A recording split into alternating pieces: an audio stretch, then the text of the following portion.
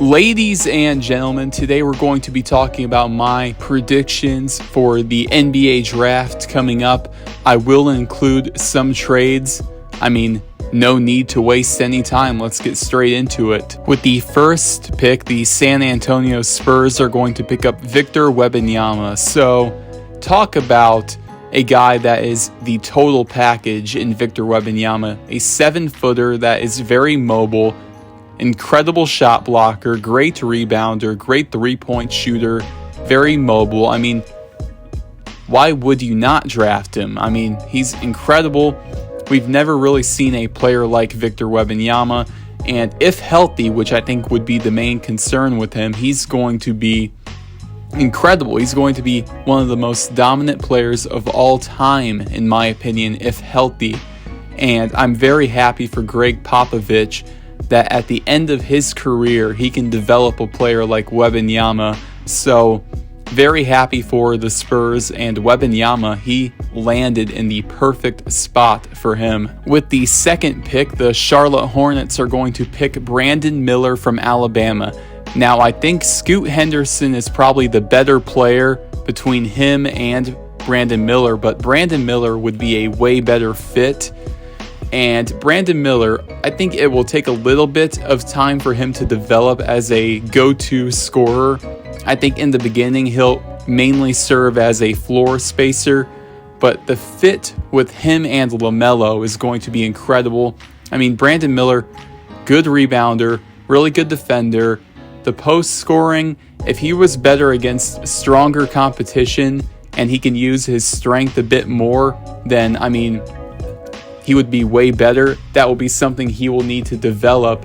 But him and LaMelo together is going to be incredible. So Charlotte, although I think Scoot Henderson is better, I think there is no way, if you're Charlotte, that you pass up on pairing Brandon Miller with LaMelo Ball. Now with the third pick, we have the Portland Trailblazers picking, but Scoot Henderson would be the obvious pick here, and they don't need him though. Scoot Henderson, a guard. You have Damian Lillard. I'm very high on Shaedon Sharpe. Anthony Simons on the roster as well. You don't need the pick, so they're going to trade the pick, and I have a very wild idea. The New Orleans Pelicans trade Zion Williamson to the Portland Trailblazers for the third pick and a sign-and trade with Jeremy Grant. Talk about a wild trade that would send shockwaves throughout the league, and obviously it's a win-win. Scoot Henderson's going to be an incredible player. He's going to be one of the best point guards in the league. I think if this was a normal draft, like with no Wembanyama, Scoot Henderson would be the number one pick. But it doesn't work that way. Scoot Henderson will be picked third overall by the New Orleans Pelicans, and he will be able to command that offense from day one, and I really like this pick for New Orleans. Zion Williamson, the injuries are way too concerning, and I think from what the rumors have shown, him and the front office have not had a great relationship, so maybe it's time to move on, and you move on in a perfect way by getting the third pick and also getting Jeremy Grant in a sign-and trade. And possibly New Orleans could be a playoff team, in my opinion. They might need to do a little bit more. They might need to develop Dyson Daniels a bit more. But if Brandon Ingram can stay healthy too, I think New Orleans could be a playoff team with this trade. With the fourth pick, the Houston Rockets are going to pick Amen Thompson from Overtime Elite. Now, Amen Thompson, he's a very versatile player, which I think is why he would be a great pick for Houston.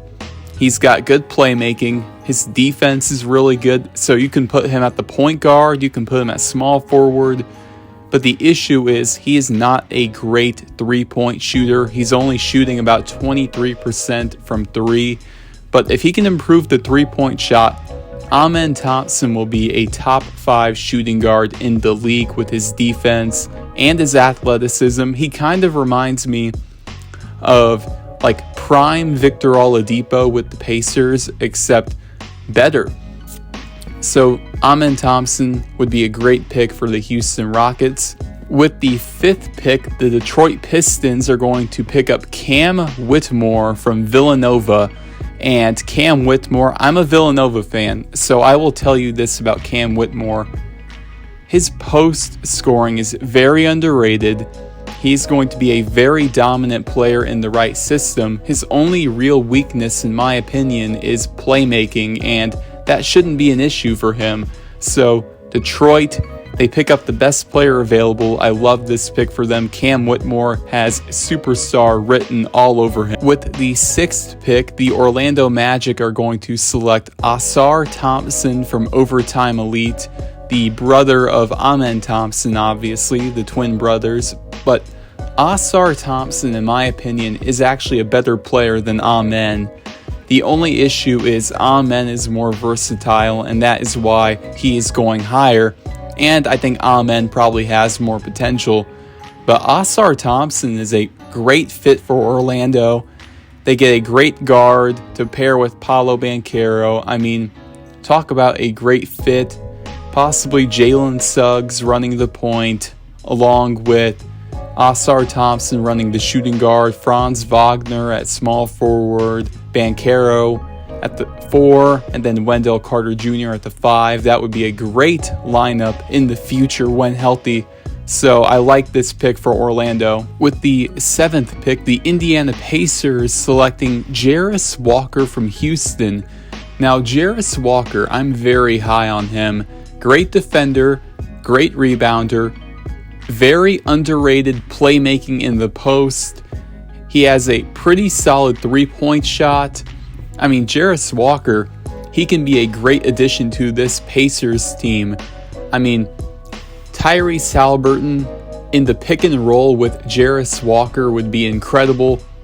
The Pacers are really one rebounding wing away from being a legit playoff team, and I think for the future, a big 3 of Haliburton, Walker, and Mathurin would be incredible, with supporting pieces like Andrew Nembhard and Miles Turner.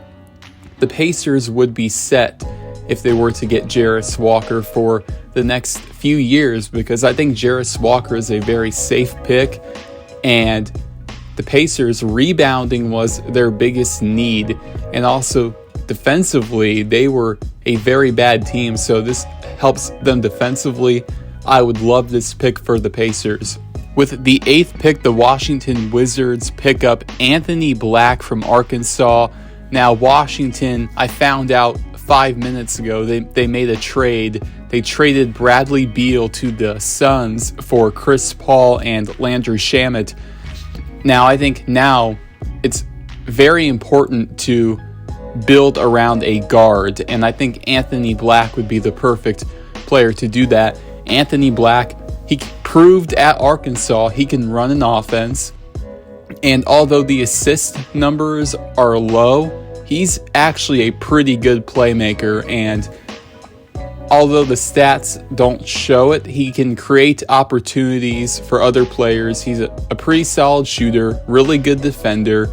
I mean, I would love to build around Anthony Black. I think if we're doing a redraft 3 or 4 years down the line, I think Anthony Black could be a top 5 pick. So I'm very high on Anthony Black, but fit-wise, I see Washington being perfect as they can build around him, especially with Kuzma on the way out, more than likely.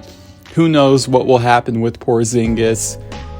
So it's a very weird situation in Washington, but Anthony Black would be a pretty good point guard for the future. With the 9th pick, the Utah Jazz are going to pick up Cason Wallace from Kentucky. I'm very high on Cason Wallace. I think he's the next Drew Holiday.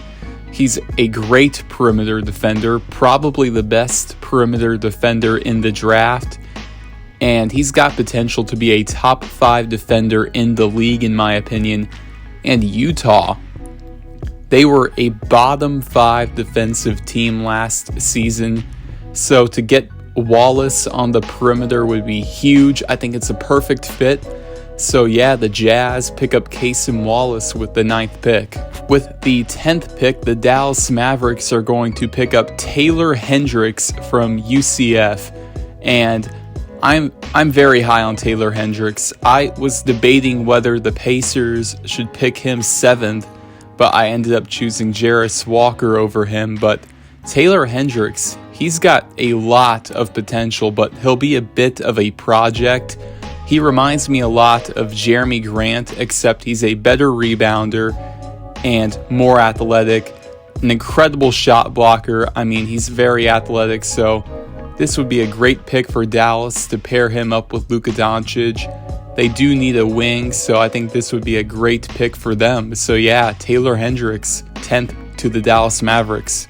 Now, pick 11, the Orlando Magic are going to trade the pick to the Atlanta Hawks, a swap of pick 11 and pick 15. And with the 11th pick, I have the Atlanta Hawks picking up Grady Dick from Kansas.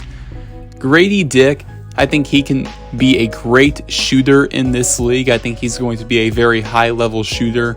He's got potential to be a very solid defender and also very athletic. And I was really split on whether I would pick him or Jet Howard here. But I think the athleticism is what sets Grady Dick apart from Jet Howard, so I'm picking Grady Dick if I'm Atlanta at 11. With the 12th pick, the Oklahoma City Thunder pick up Leonard Miller from G League Ignite. I think his rebounding and his long length makes him one of the most underrated prospects in this year's draft. Having him run the 4 next to Chet Holmgren is going to be very beneficial for Oklahoma City, and I really like Oklahoma City being a playoff team next year. I think they could definitely be a playoff team next year, and Leonard Miller can really help them capitalize on that down low. So that is a huge steal for Oklahoma City at 12. With the 13th pick, the Toronto Raptors are going to pick Jet Howard from Michigan, a great shooter, and with Toronto having Fred VanVleet possibly walking in free agency this offseason, they're going to need another guard, and why not get a great shooter in Jet Howard who has potential to be much more than that. So I love this pick for Toronto. They don't need another wing. As a matter of fact, I think they're going to be shopping Siakam and OG Anunoby.